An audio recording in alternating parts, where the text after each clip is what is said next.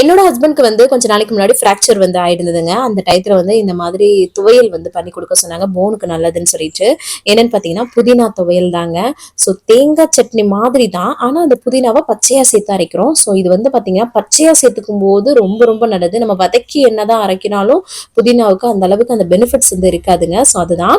So தேங்காய், பொட்டுக்கடலை, புளி, பூண்டு, பச்சை மிளகா, அது கூட வந்து பாத்தீங்கன்னா நிறைய புதினாவை சேர்த்து உப்பு சேர்த்து இந்த மாதிரி துவையல் மாதிரி அரைச்சு சாதத்துலையும் பிசைஞ்சு சாப்பிடலாம். அதோட கொஞ்சம் தண்ணி சேர்த்து சட்னி மாதிரி அதை அரைச்சு நான் அன்னைக்கு வந்து தாளிக்க கூட இல்லைங்க, அப்படியே சாப்பிட்டாலும் டேஸ்ட் ரொம்ப நல்லா இருக்கும். புதினா போனுக்கு ரொம்ப ரொம்ப நல்லது. அதுவும் இந்த மாதிரி பச்சை சட்னி மாதிரி எடுத்துக்கிட்டீங்க அப்படின்னா இன்னுமே ரொம்ப நல்லது. அன்னைக்கு நான் கோதுமை ரவையை வச்சு வந்து பாத்தீங்கன்னா நான் ரெசிபி தோசை வந்து பண்ணியிருந்தேங்க. அது கூட வச்சு சாப்பிட்றதுக்கு ரொம்ப நல்லா இருந்தது. ஸோ இந்த ரெசிபி நான் வந்து என்னோட ஹஸ்பண்டுக்கு ஆக்சிடென்ட் ஆன டயத்தில் வந்து ட்ரை பண்ணியிருந்தேன். ஸோ உங்களுக்கும் ஷேர் பண்ணியிருக்கேன். ஸோ தேவையானவங்க யூஸ் பண்ணிக்கோங்க. தேங்க்ஸ் ஃபார் வாட்சிங். பாய்.